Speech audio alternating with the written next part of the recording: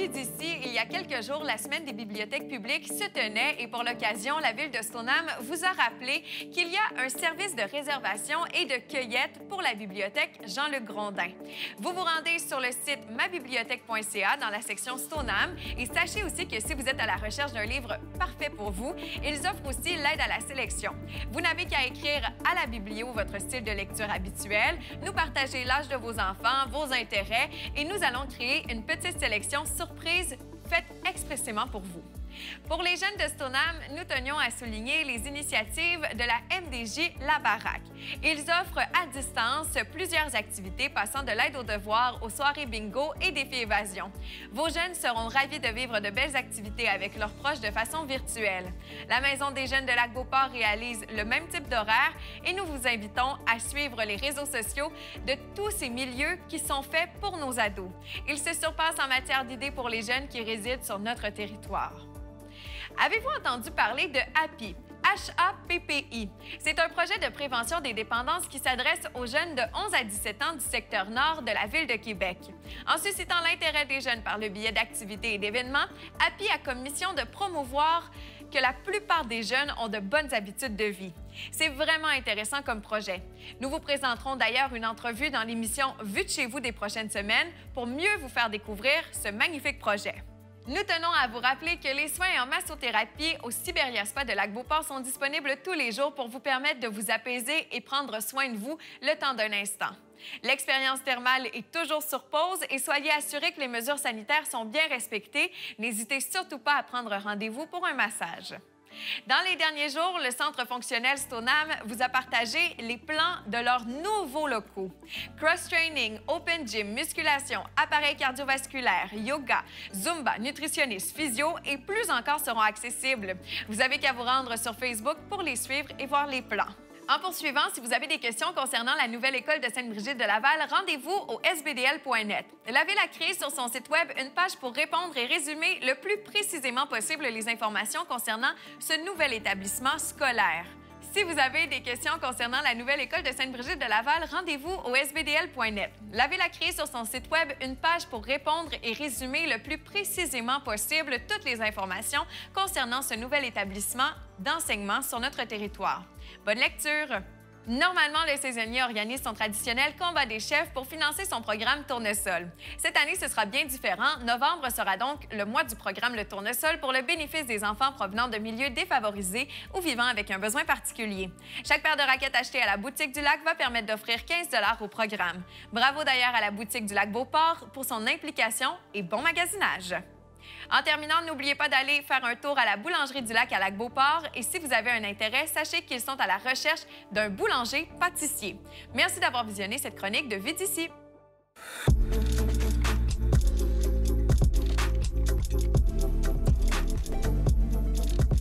J'ai toujours aimé comprendre et apprendre comment fonctionne le monde qui nous entoure. Ça me fascine et me fascinera toujours. Du confort de notre vie moderne, on se pose très peu de questions sur le pourquoi du comment des choses.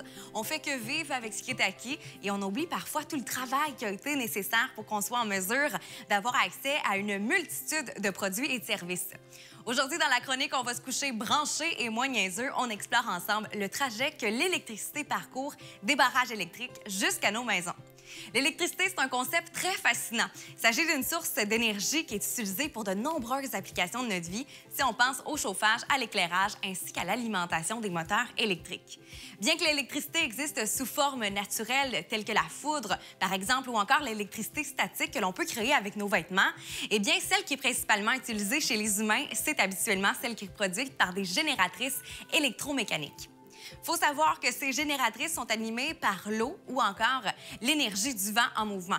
L'énergie produite est ensuite transportée par un conducteur jusqu'à un point où elle est convertie en énergie utile, qu'il s'agisse de lumière, de chaleur ou encore d'énergie cinétique. Ça semble simple jusqu'ici, mais l'électricité, c'est un concept complexe. C'est donc le moment de décortiquer le tout. Commençons par le commencement. Notons qu'au Québec, notre électricité est d'origine hydraulique, ce qui veut dire qu'elle est produite par un supplément d'eau suivi d'un turbinage intense. Les cours d'eau constituent une formidable source de production d'énergie qui est propre, sans émissions de gaz à effet de serre, et il est essentiel de savoir que l'hydroélectricité, c'est une ressource qui est sans cesse renouvelable puisqu'on peut l'utiliser maintes et maintes fois pour produire de l'électricité. Vous comprendrez donc que la production prend sa source dans le cycle naturel de l'eau. L'eau qui est utilisée dans le cas d'hydroélectricité vient évidemment des rivières et des fleuves, mais il ne faut pas oublier que c'est aussi la neige, la pluie et la grêle. Bref, l'eau sous toutes ses formes qui permet d'alimenter les cours d'eau et qui fournit les installations hydroélectriques en matière première. Vient ensuite la conversion des matières en énergie électrique. C'est à ce moment que les installations d'Hydro-Québec entrent en jeu. Comment ça fonctionne? En fait, c'est relativement simple. Il s'agit d'une turbine qui est activée par la force de l'eau et qui entraîne ensuite un alternateur qui, lui, va transformer l'énergie mécanique produite par la turbine en électricité. En d'autres mots, c'est à ce moment qu'on a réussi à faire bouger des électrons grâce à la force de l'eau turbinée dans une centrale hydroélectrique et à produire un courant électrique. Fun fact, sachez que la puissance des centrales et la puissance électrique fournie va dépendre du débit d'eau où se trouve le barrage ainsi que de la hauteur des chutes. Après avoir été turbinée, l'eau va ensuite retourner dans son milieu naturel et l'électricité produite, une fois sa tension adaptée, va rejoindre le réseau de transport pour ensuite être distribuée aux usagers. À partir de ce moment, que se passe-t-il? Quel est le parcours de l'électricité pour se rendre jusqu'à chez vous? Tout d'abord, sachez que la tension du courant produite dans une centrale peut atteindre 13 800 volts. Grâce aux transformateurs élévateurs de tension situés au poste de départ d'une centrale, l'électricité est transportée à des tensions beaucoup plus élevées, allant de 44 000 à 765 000 volts. Une fois dans le réseau de transport, cette électricité va se combiner à l'électricité produite dans d'autres centrales. Ensuite, celle-ci va passer par des câbles suspendus à des pylônes qui vont de centrale jusqu'au poste de source où la tension sera abaissée pour ensuite atteindre les postes satellites qui réduisent à nouveau la tension. L'électricité emprunte ensuite les lignes souterraines pour quitter les postes satellites. Finalement, à une certaine distance des postes, le réseau devient aérien et des transformateurs sont fixés au poteau. Ils vont abaisser une dernière fois la tension avant d'arriver à votre demeure. Effectivement, à la maison, on utilise des tensions de 120 volts, soit pour alimenter la télé, la radio ou d'autres appareils électriques simples, ou 240 volts pour faire fonctionner des appareils qui demandent du courant de forte intensité, tels que la sécheuse ou la cuisinière. Il faut dire par ailleurs que l'électricité ne reste pas longtemps dans le réseau, aussitôt produite, aussitôt consommée. Fait intéressant, l'électricité est transportée à de très grandes vitesses, proches de celle de la lumière, soit 300 000 km/s. Peu importe la quantité d'énergie électrique demandée par les usagers, Hydro-Québec doit s'assurer d'être en mesure de répondre à la demande instantanément, parce que dès qu'on allume un interrupteur, l'électricité se doit d'être là. D'ailleurs, Hydro-Québec doit être en mesure de s'adapter parce que l'hiver, la demande croît subitement et doit donc distribuer davantage, tandis que l'été, l'Hydro-Québec peut turbiner moins intensément et ainsi emmagasiner de l'eau dans ses réservoirs. Fun fact, la consommation moyenne d'électricité d'une demeure québécoise par année est d'environ 29 000 kWh, soit pour le chauffage, l'éclairage, la climatisation et les électroménagers, évidemment, bien plus que ça. C'est vraiment fascinant de voir tout le trajet que l'électricité parcourt pour se rendre jusque chez vous et nous permettre d'utiliser nos divers appareils électriques. De notre côté, on se retrouve très bientôt pour une autre chronique. On va se coucher branchés et moins niaiseux.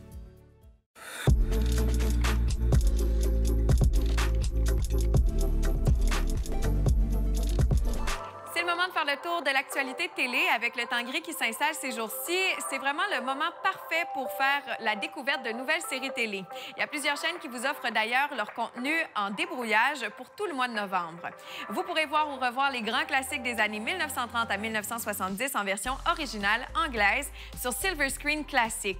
Ne manquez rien de l'information sur LCN et CTV News Channel et admirez le meilleur de la nature avec Wild TV ou encore Love Nature qui propose également du contenu 4K au poste 1146.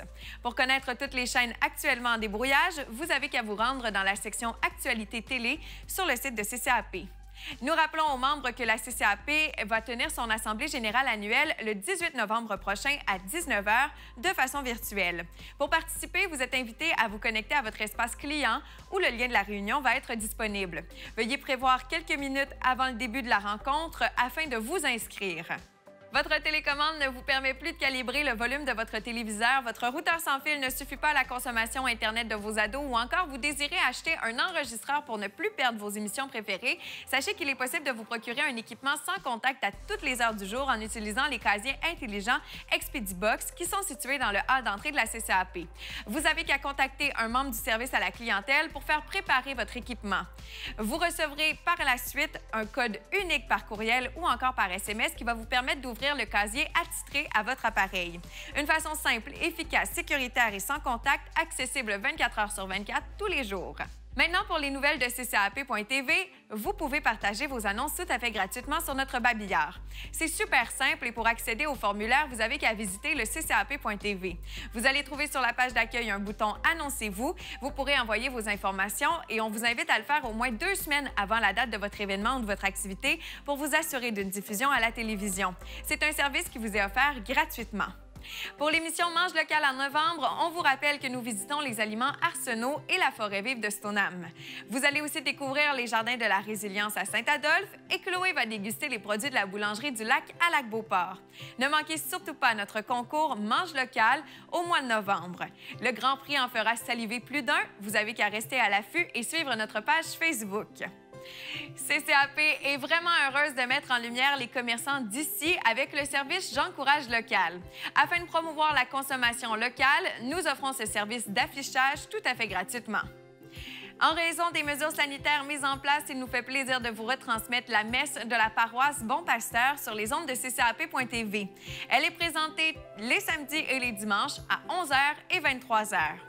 C'est ainsi que se conclut la section ccap.tv.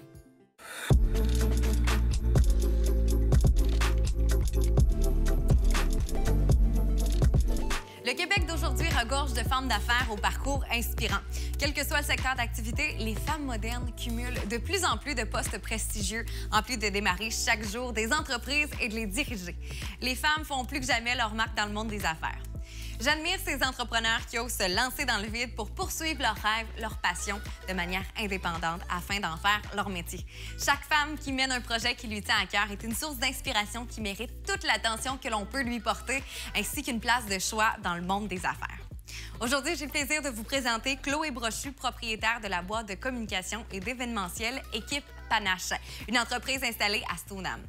Chloé est une jeune femme d'affaires dynamique, travaillante, qui aime les défis. Elle gravite autour du monde des communications et de l'organisation ainsi que la gestion d'événements depuis 10 ans maintenant. Chloé a toujours été passionnée par l'univers des coms. Il faut dire qu'en plus de ses nombreuses années d'expérience dans le domaine, elle est aussi chanteuse pour le band Cover 2.0, ce qui veut dire qu'elle baigne dans le milieu événementiel depuis plusieurs années, en plus d'être titulaire d'un baccalauréat en communication publique à l'Université Laval et d'avoir suivi une panoplie de cours de perfectionnement en marketing.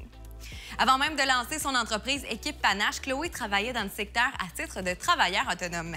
Elle s'est beaucoup promenée à travers divers événements, a rencontré un tas de gens du domaine et a travaillé pour de nombreux clients. Après quelques années dans le marché du travail à titre de travailleur autonome, elle ressent le besoin de se lancer à elle-même un nouveau défi professionnel, soit celui de démarrer sa propre entreprise. Elle décide à ce moment de se lancer dans le vide et de jumeler ses deux passions dans le but de créer Équipe Panache. Il faut dire que l'entreprise de Chloé est encore toute jeune. En fait, c'est le 1er janvier 2019, donc il y a presque 2 ans, que la jeune femme d'affaires a pris la décision de propulser sa carrière en démarrant son entreprise. Évidemment, au début, pour n'importe qui se lance en affaires, le mot entrepreneur, ça sonne très gros. Et tous mentiraient en disant ne jamais avoir été stressé au début alors qu'on se lançait dans l'inconnu. Mais de fil en aiguille, une fois que le plan d'affaires est établi et que les objectifs sont identifiés, ensuite, tout en découle. Chloé a toujours eu confiance en elle et ses projets et savait que si elle mettait tous les efforts nécessaires à la bonne place, son entreprise serait fructueuse. Pour Chloé, la création de sa propre entreprise, c'est l'un des plus beaux cadeaux qu'elle a su s'offrir. C'est une femme très motivée, qui aime ce qu'elle fait, qui ne compte pas les heures parce qu'elle est passionnée et surtout, elle veut atteindre ses buts. Selon Chloé, l'un des points positifs de se lancer en affaires, c'est la flexibilité, le pouvoir d'être en mesure de faire son horaire et de voir que son savoir-faire, son expertise a le pouvoir de créer une entreprise ainsi que des emplois. Voici ce que Chloé conseille aux jeunes femmes qui désirent se lancer en 2020 en affaires. Bien, le conseil le plus important, c'est vraiment de se faire confiance. Tu sais, quand on se lance en affaires, il y a des imprévus, il y a l'inconnu, des fois, ça fait peur. Donc, moi, je dirais vraiment de se faire confiance, puis tu sais, d'écouter sa voix intérieure, puis de foncer. Comme dans la vie, dans le monde de l'entrepreneuriat, il y aura toujours des épreuves ou des choses qui fonctionnent bien et parfois moins bien. Mais le plus important, c'est de ne pas se décourager et de se faire confiance, de continuer et surtout d'apprendre en travaillant. On prend les commentaires des clients parce que ce sont ces commentaires qui nous permettent d'apporter l'entreprise à un autre niveau. Évidemment, on ne peut pas passer sous silence que la pandémie actuelle, c'est un énorme challenge pour Chloé et son entreprise côté événementiel. Mais Chloé et son équipe sont loin de se baisser les bras. Bien au contraire, ils continuent d'user de leur créativité pour accroître le côté communication, en plus de développer de nouvelles offres de services. Pour Chloé, ce qui fait la fierté de son entreprise, c'est d'avoir en moins de 8 mois après l'ouverture d'Équipe Panache, embauché un employé qui s'est joint à son équipe à temps plein. Et ce qui lui fait chaud au cœur en tant qu'entrepreneur, c'est le fait d'être référé par une clientèle qui trouve que son travail mérite de se faire connaître. Voici ce qu'elle avait à dire sur le sujet. Mes plus grandes fiertés, c'est d'avoir réussi à créer de l'emploi pour 2 personnes qui se sont joints à mon équipe. Puis, tu sais, même si mon entreprise est toute jeune, on est déjà 3. Puis ça, je suis vraiment fière. Aussi, dans le fond, malgré la pandémie, j'ai réussi quand même à garder un bon réseau de clients, puis de garder mon entreprise active. Donc, ça, c'est vraiment de très belles réussites pour moi. En 2020, Équipe Panache est une entreprise grandissante qui se spécialise dans l'événementiel et la communication, qui compte des clients partout à travers le Québec et ses environs. C'est une équipe de passionnés présente pour soutenir ses clients avec leur expertise en communication. Équipe Panache se voit comme un réel département de communication pour les entrepreneurs de petites et moyennes entreprises. Leur objectif, c'est de prendre en charge l'ensemble des communications, du conseil à la stratégie et de faire en sorte que vos communications au grand complet soient professionnelles. Équipe Panache a le vent dans les voiles et la jeune entreprise a de beaux projets d'avenir. Je termine la chronique d'aujourd'hui sur une citation que je trouve très inspirante. Ça va comme suit. Luttez pour les choses qui vous tiennent à cœur, mais faites-le de manière à amener les autres à se joindre à vous. Ruth Bader Ginsburg, juge de la Cour suprême des États-Unis, qui fut la 2e femme à être admise à ce poste. De notre côté, on se retrouve très bientôt pour une autre chronique branchée sur les femmes d'affaires d'ici. D'ailleurs, si vous désirez mettre une femme d'affaires du territoire en lumière, on vous invite à nous écrire au info@commercial.ccap.tv. À très bientôt.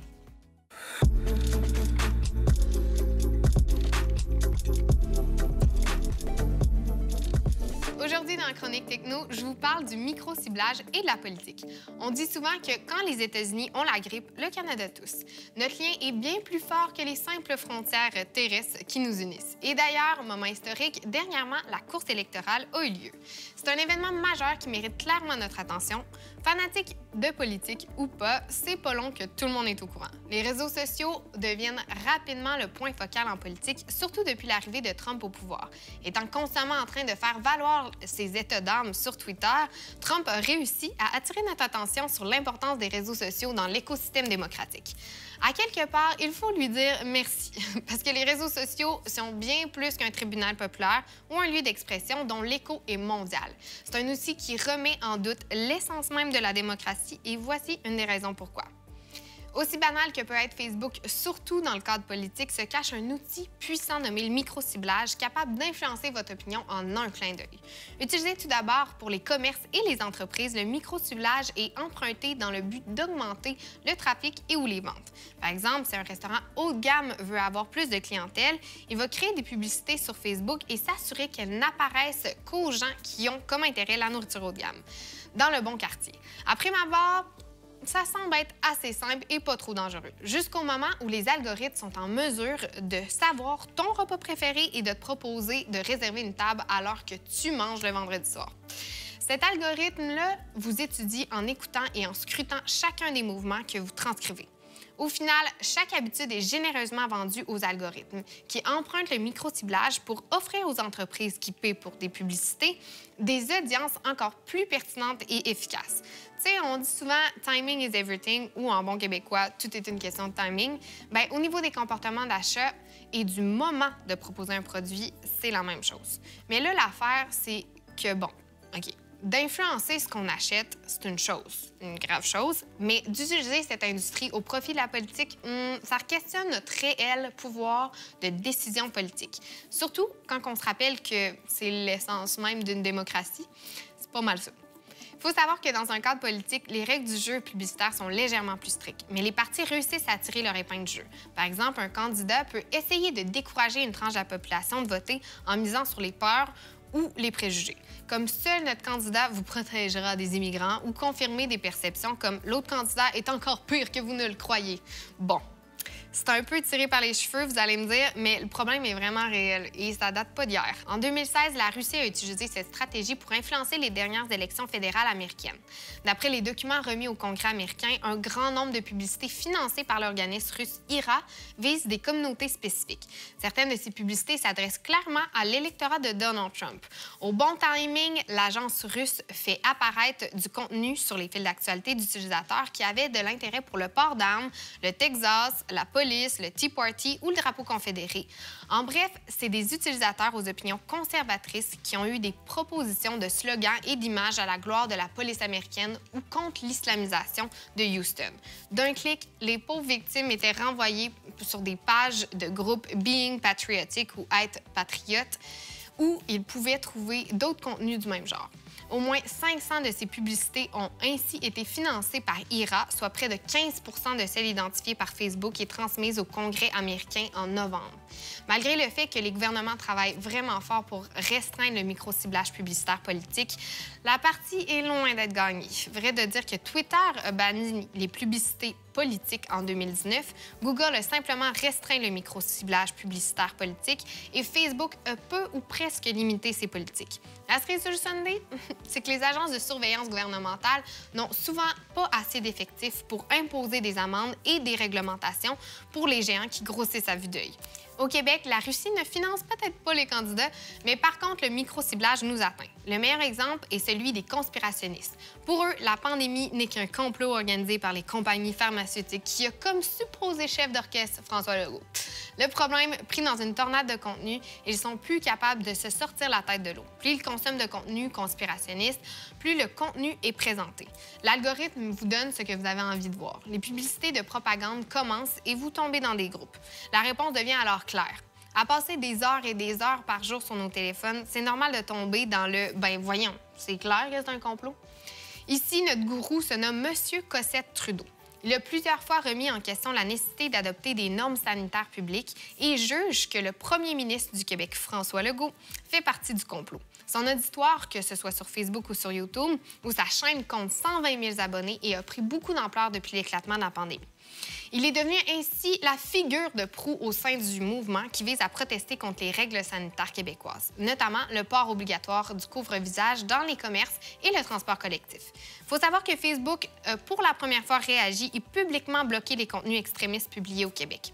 Reste que Facebook est une source d'information importante pour les gens et ce genre de déclaration peut être dangereuse sur le plan de la santé publique. Au final, le grand danger, c'est que ça crée des limites de débat politique. Pour se créer une opinion juste, il faut avoir des contre-arguments, débattre et discuter avec d'autres personnes avec des opinions qui sont différentes. Être pris dans un silo d'information, c'est pareil comme porter des œillères. Selon moi, nos options sont limitées. Il faut éduquer nos enfants et être alerte, diversifier nos sources d'information et surtout de se questionner sur la qualité. Par exemple, vous regardez un extrait de vidéo politique, allez écouter l'ensemble du vidéo. Regardez les nouvelles à Radio-Canada et ensuite, faites-vous une opinion. Rappelez-vous qu'à l'école, Wikipédia, ce n'est pas une source bibliographique acceptée pour vos travaux. Facebook est loin d'être une source acceptable pour prendre vos informations. Sinon, vous, avez-vous d'autres outils qui peuvent nous aider à bâtir une bonne opinion critique? Faites-nous savoir en commentaire en lien de cette vidéo ou au ccap.tv. On se dit à une prochaine chronique techno.